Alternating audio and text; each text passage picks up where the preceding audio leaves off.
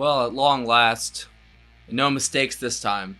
We are listening to Ummagumma, however the fuck you pronounce it. Hi guys, welcome to Lee Reacts. Hope everyone's having a good day. I know I am. Welcome to Floyd Friday. We are going to be starting Ummagumma. We're going to be starting with Astronomy. God damn you, Lee. Astronomy Domine. It was written by Sid Barrett originally. It was originally on Piper, but this is, I guess, an extended live version. I don't know if Sid is actually in it or not, but I was recommended to do this version if I was going to do this song, and I wanted to start this album anyway because Set the Controls for Heart of the Sun, Cepheus, or is that how you pronounce it? Cepheus? There's all kinds of stuff on here y'all been talking about. Several species of small furry animals gathered together in a cave and grooving with a pick. Like, what the fuck is wrong with these guys? I love it so much. Here we go. If y'all want to subscribe, please help a brother out. Click that icon right below my face. I'd really appreciate it. We do this every Friday around 11 a.m. Eastern Standard Time. Come hang out in the chat. We'd love to have you. We get all kinds of weird in there. No, we do. Don't look at me like that. Alright, here we go. Astronomy Domine. Live by Pink Floyd. 3, 2, 1, hit it.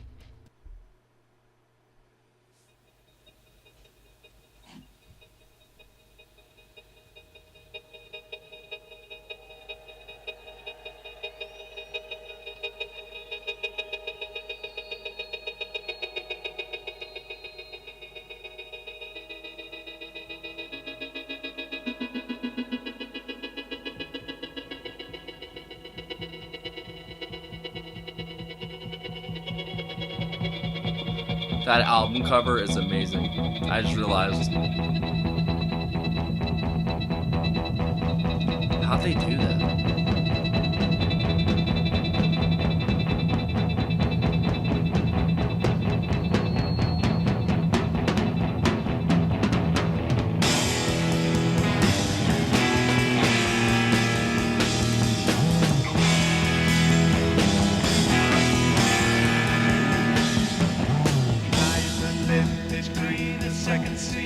The fight between the blue you once knew. Floating down, the sound resounds around the icy waters underground. Jupiter and Saturn, over on Miranda and Titania. Neptune, Titan, stars and brighter.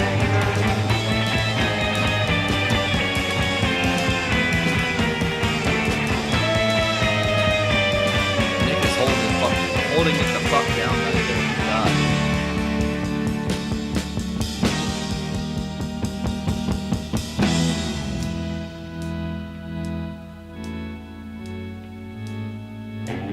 Diamond limpid green, a second scene. The fight between the blue you once knew.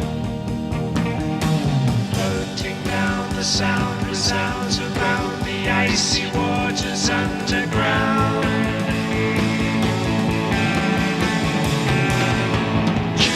And Saturn, over on Miranda and Titania. Neptune, Titan, stars and brighter.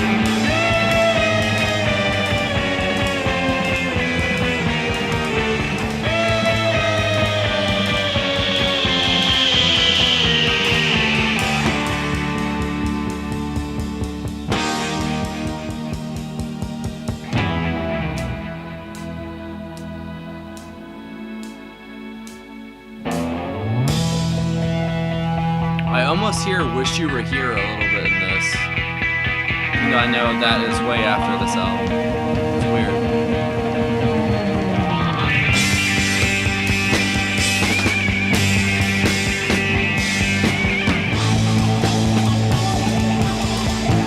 The album, not the song.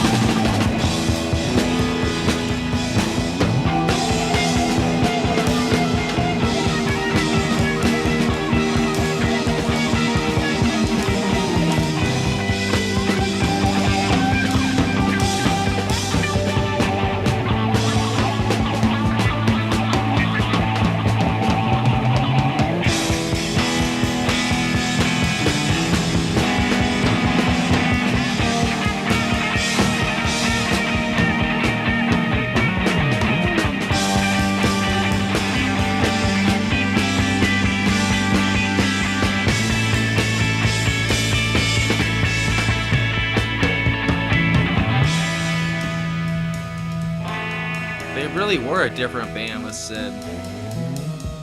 It's so weird. I know he wrote this. I mean, I don't know what the exact performance of this one is, but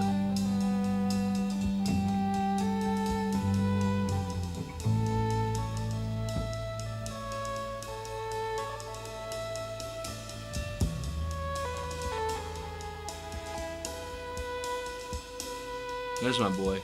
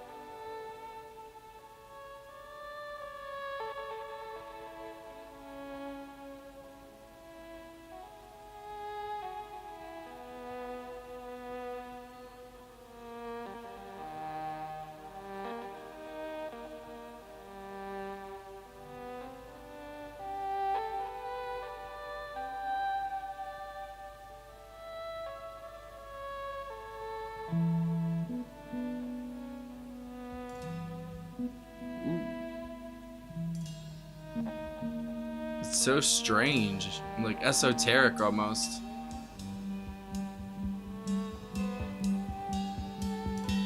Okay, Roger.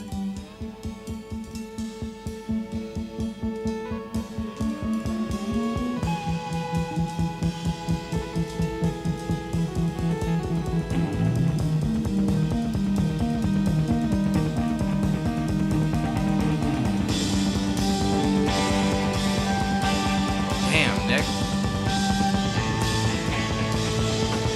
Listen to that. Oh my god.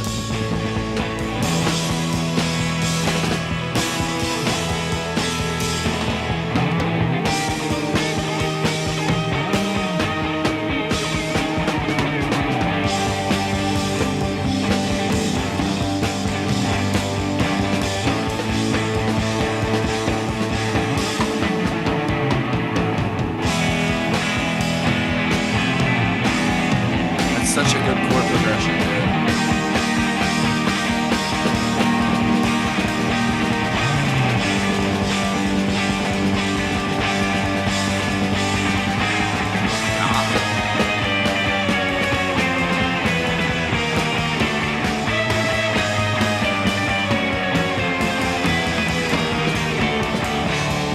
So they could get down. Wow.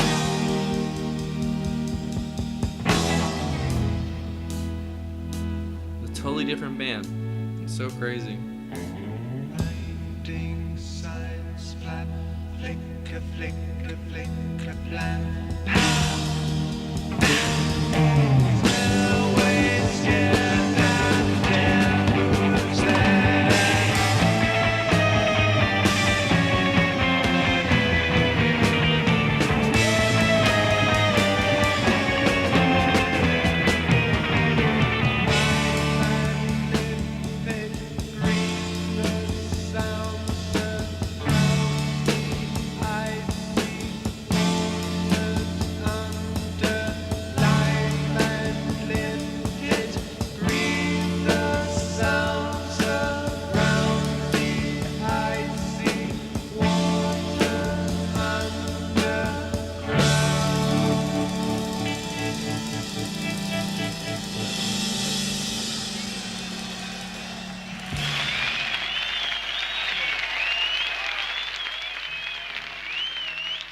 That was really good.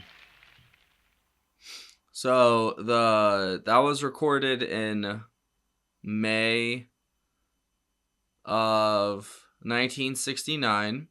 It was the live recordings from the concerts at Mother's Club in Birmingham and the College of Commerce in Manchester. Man, I was trying to see if, like, because I know y'all said there was like one song or something like that, or one performance or some, I can't remember what exactly y'all said, that Dave and Sid were a part of it. I don't know if this was when Sid had already left and that was Dave performing like his parts. Like I don't know, because I know that I've only listened to one track with Sid on it. I know that his guitar playing is completely different, but I mean, he still wrote this song though. So for all I know, that could have been Dave doing it, or that was Sid, because his vocals, it definitely didn't sound like Dave either. So I don't know. But 1969, I don't know if he had already left by then. Because yeah, Piper came out in 67. That was the only record. Because what was before this? More. See, I didn't even know that was an album. Like what? And that's so then A Saucer Full of Secrets was before that. See, they've got so many damn albums that nobody even knows about. You know, like they all like focus on this further down the line stuff like Dark Side of the Moon and Wish You Were Here and all that stuff. Animals, like, and Animals was, I think, what, their 10th animal, like their 10th animal, their 10th album. Like that's so crazy to me. Or was it their 8th? I can't remember. But they had all these albums like in the late 60s, early 70s I've never even really heard of. I've heard of A Saucer Full of Secrets because I've done that song, but I haven't done anything else from that. Let me see. Let me go back to Ummagumma. So that was track 1, written by Syd Barrett, obviously, from Piper.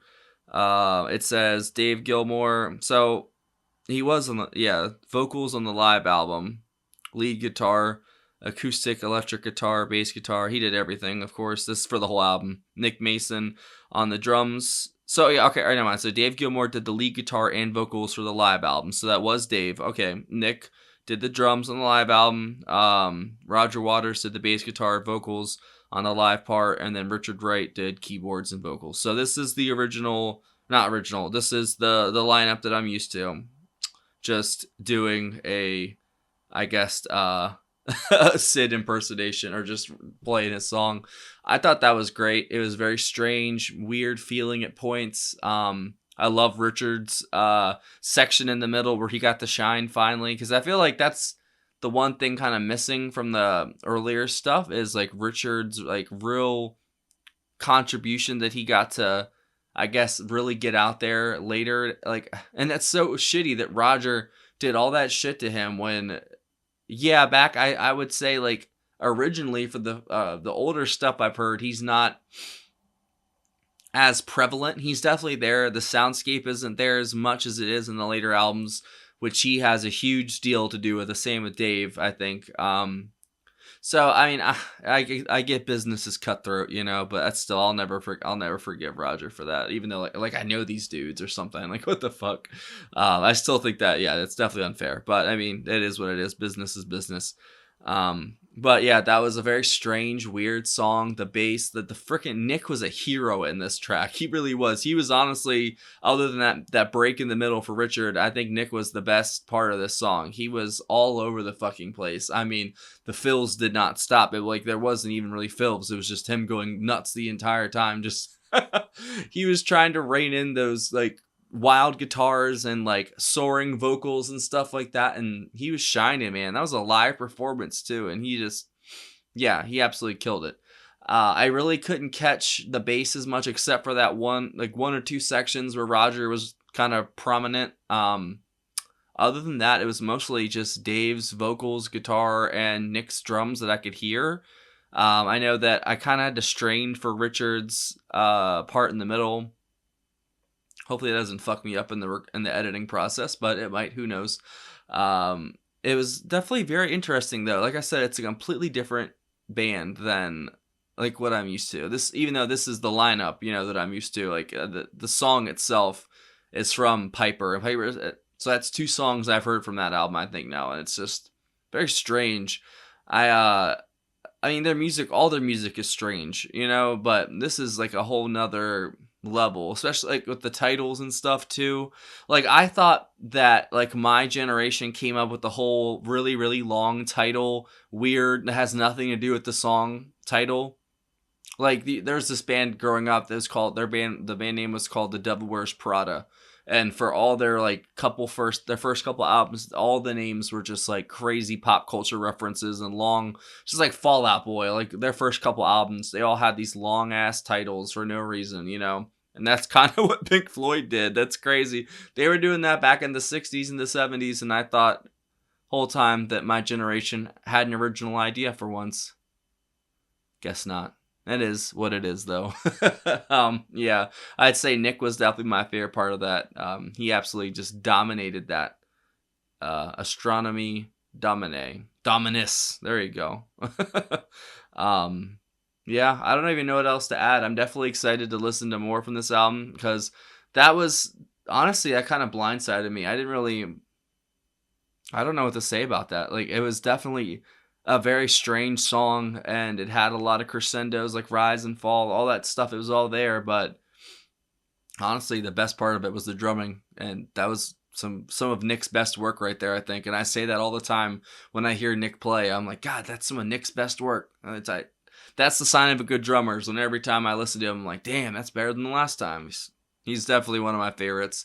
Him and Richard and Dave, dude. Like, the only person I don't really like is Roger. The only reason why I don't like Roger is because of what he did to Richard. Other than that, he's great. I love all these guys in this band, and they're just so talented, and together they're just unstoppable, man. Fortunately, business always gets in front of artistry eventually, especially when you get down the road and you've been recording for a while, let's say. Egos happen and all kinds of stuff, you know. But I'm glad we got what we got, you know, which is a huge discography of music for me to listen to.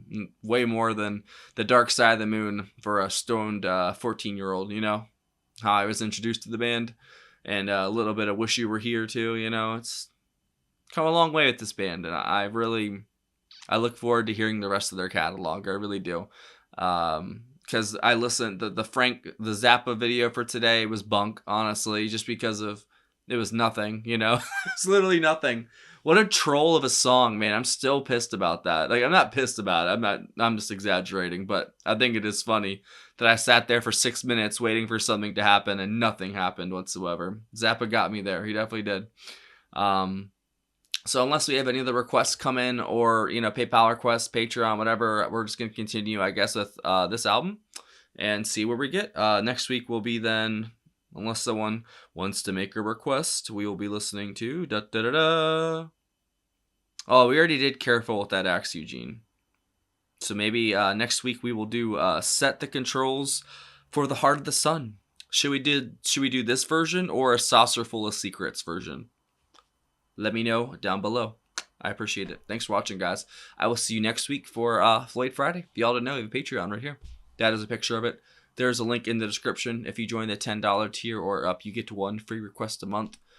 Join any of the tiers. You get access to all of our block videos, Patreon exclusives. There's hours and hours of bonus content on there. Full album reactions, all my block videos, everything. And we have a great community. We have a Discord server. We have everything, man. It's really worth it. Seriously. I would join my own Patreon if I could. Yeah, come hang out. We'd love to have you. And there's also a PayPal link for tips, requests, and anything else. Astronomy Domine. That's what I wanted to say the whole time. Astronomy Domine.